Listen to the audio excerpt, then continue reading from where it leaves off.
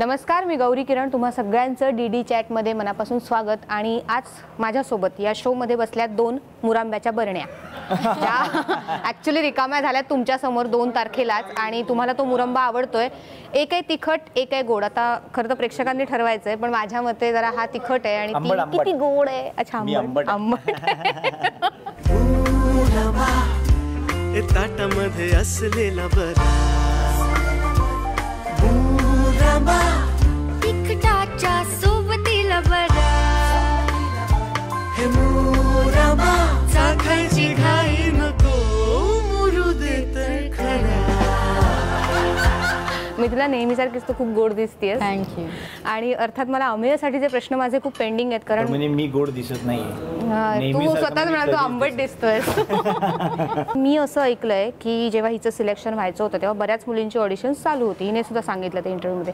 तू असं काहीतरी कॉन्ट्रॅक्ट केलंस म्हणे की सगळ्या मुलींच्या ऑडिशनच्या वेळी मी हजर असलंच पाहिजे वगैरे. कॉन्ट्रॅक्ट मला दिग्दर्शकांनी सांगितलं होतं की तू असलंच तर बरं होईल, कारण आपल्याला असं जेन्युइनली सगळे सीन्स करता येतील आणि त्यालाही समोरनं बघता येईल. तर मलाही इंटरेस्ट होता, कारण असं मिथिला पालकर सारख्या वगैरे मुली ऑडिशनला आल्या तर मला खूप शिकण्यासारखं आहे त्या सगळ्यात. अच्छा. सो मला मिथिलाबरोबरच्या ऑडिशनमधनं खूप शिकायला मिळालं आणि जे ज्ञान अजूनही मी जपून ठेवलेलं आहे. मालिकेमध्ये तू तुझा जलवा दाखवलेला आहे. जलवा डिजिटली तू खूप सक्सेस आहेस. तू नाटकात सुद्धा खूप भारी कामं करतोस. तिथे एक तुझा फॅन फॉलोइंग वेगळा आहे. सिनेमाचं तूच असं म्हणाला होतास की थोडं 19-20 होतं आधीचे सिनेमे, आणि त्यातही आता मी एका इंटरव्ह्यूत बोललो आणि ते सगळ्यांनी धरलेलं आहे आणि ते मी धरलेलं आहे. आणि आता मात्र तू सोलो लीड मिळवलायस. तर हे असा रोल मिळवण्यासाठी काय करावं लागतं, काय केलंस तू? नाही, मला असं वाटतं की एक तर हा सोलो लीड आहे असं याला म्हणून योग्य नाही, कारण हा चारही पात्र या सिनेमात तेवढीच महत्त्वाची आहे.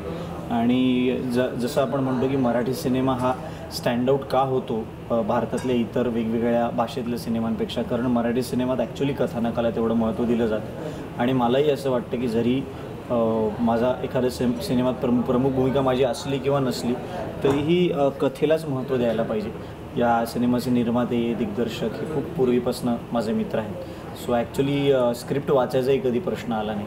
मी स्क्रिप्ट वाचायच्या आधीच हा सिनेमा करायला म्हणाला होता, कारण त्या लोकांवर माझा खूप चांगला विश्वास आहे. गाणं सुद्धा गायलंस, एक्सपेरिमेंटलच म्हणता येईल, कारण खूप भारी लिरिक्स होते, एकदम सिम्पल, जे आपल्याला रोजच्या आयुष्यात अनुभवायला मिळतात. ते सुद्धा केलंस तू या सिनेमात. तर तो एक्सपेरिमेंट. मी मित्र आहेत ना सगळे, तर नाही, ॲक्च्युली ते जे गाणं होतं त्यात गायकीपेक्षा एक्सप्रेशन जास्त महत्त्वाचं होतं. तर आमचे जे संगीतकार आहेत तिघं, त्यांचं करिअर खूप चांगलं चाललंय, त्यामुळे त्यांना अचानक रिस्क घ्यावीशी वाटली आणि ते असं म्हणाले की तू गाशील का?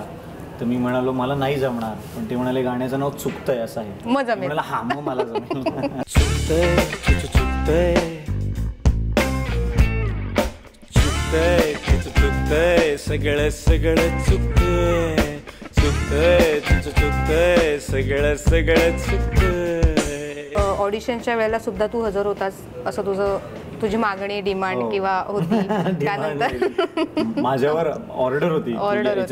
त्यानंतर तू लीड सुद्धा करतोय सिनेमामध्ये, चांगली भूमिका करतोय, शिवाय तू गाणं सुद्धा गायलंय.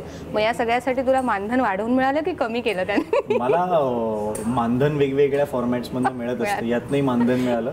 पण मला जास्त प्रेक्षकांकडनं मिळणारा जो मान आहे तो जास्त महत्त्वाचा वाटतो, कारण अशा प्रकारचा सिनेमा जर लोकांनी बघितला तर ओव्हरऑल इंडस्ट्रीचंच खूप भलं होईल. त्यानंतर जो कलाकार म्हणून मान मिळेल तो कुठल्याही धनापेक्षा जास्त महत्त्वाचा आहे. आता तर सिनेमा रिलीज झालाय. सिनेमाचं कसं प्रमोशनच्या वेळेला गोड गोड बोलावंच लागतं को स्टार बरोबर. हा, खूप चांगलं ऍक्टिंग करतो. बदले की आग वगैरे अशी काही भडकते की नाही तुझ्यात? काय प्लॅन्स? नाही, खरंच काहीच म्हणजे बदले की आग वगैरे नाही आहे. तो देतो त्रास, नाही देत असं नाही, पण सहकलाकार म्हणून खूप गोड आहे तो. आणि तो खूप मदतही म्हणजे त्यांनी केली आहे. हे जरा अति होते, हे जरा एक्स्ट्रा इन्फॉर्मेशन, बास्केट वगैरे सगळं उचलतो मी. काय पण बघ किती मुलगी गुणाची आहे, अजूनही चांगलंच बोलतीये ती. वाटते, कारण या सिनेमानंतर कुठली मुलगी बरोबर काम करायला तयार होईल. ज्या इंटरव्ह्यू मध्ये आम्ही जातो तिथेही तो फारच त्रास देतो, तो फारच वाईट आणि चांगलं नाही बोलत. पण हे काय म्हणजे कानातली रिंग कमरेत घालून तू काय असं वगैरे काय म्हणजे हे इथपर्यंत इतका त्रास येतात का हे तुम्ही? मी नाही सांगितलं, हे तिला तिच्या रिसर्च टीम मधून कळले. अरे बापरे, कसं काय कळलं? तिने ते रिसर्च नाही, ते केलंय. सांगा. फारच रिसेंट शोध लावलेला आहे आम्ही. पण हे कसं काय इतकी कल्पना शक्ती तुझी कशी काय जागृत तिलाही होते? मला तो खूप खूप बोलत तसा असते. creative आहे, ती काहीच मला नाही. खूप बोलत असते, पण मी असं ठरवलंय की आपल्यातले वाद असे लोकांसमोर आणायचे नाहीत, कारण मला सिनेमा जास्त महत्त्वाचा वाटतो. आलोक आणि इंदू मधले वाद जास्त मी बघावेत तिकीट काढून असं वाटतं. सो मी जे काही सोसलंय ते मी आयुष्यातलं स्ट्रगल असं म्हणून पुढे चाललोय. सुचलंय मिथिला. म्हणजे काय मी अत्याचारच केला असेल बहुधा त्याच्यावर. ए मुरांबा आंबट गोड जरा मुरांबा ताटामध्ये हसलेला बरा ए मुरांबा तिखटाच्या सोबतीला बरा मुरांबाचा कायची घाई नको मुरू दे तर खरा. डिजिटल माध्यमात खूप सक्सेस आहेत, खूप चांगल्या प्रकारे तू हाताळतोस आणि ते आम्हाला मुरंबाच्या प्रमोशनच्या वेळेला सुद्धा पाहायला मिळालं. तुमचे फोन कॉल्स आम्ही ऐकले, गर्लफ्रेंड बॉयफ्रेंड वाले, तर त्यातल्या बऱ्याचशा आयडियाज कुणाच्या डोक्यातनं निघत होत्या. ॲक्च्युली ह्याचं श्रेय आमचे सगळे निर्माते आणि जी सोशल मीडिया हँडल करणारी फर्म आहे बी बिरबल, आमचा मित्र एक अंधार सोंगराम, ज्याने जे अमर फोटो स्टुडिओ चॅलेंजसुद्धा सुरू केलं होतं, तर ह्या दोघांच्या कल्पनेतनं आलेल्या सगळ्या गोष्टी आहेत. आणि मला असं वाटतं की अनेकदा असं म्हणलं जातं की मराठी सिनेमात सोशल मीडियावर जर चांगलं प्रमोशन झालं तरी त्याचा तिकीट खिडकीवर फरक पडत नाही, ते कन्वर्ट होत नाही. पण मला असंही वाटतं की असं किती सिनेमांना चांगलं प्रमोशन झालं आहे सोशल मीडियावर, हे सुद्धा आपण अभ्यास करून बघायला हवं. मुरांबाला एवढा चांगला रिस्पॉन्स मिळतो सोशल मीडियावर, कारण ते आयडियाज खूप चांगले आहेत. सो जर हा सिनेमा सक्सेसफुल झाला, लोकांनी बघितला, होतोच आहे ऑलरेडी, तर चांगला रिस्पॉन्स मला आहे. असं वाटतं की जोपर्यंत बाहुबलीचे रेकॉर्ड्स आम्ही तोडत नाही तोपर्यंत सिनेमा सक्सेसफुल झाला असं मी म्हणणार नाही. पण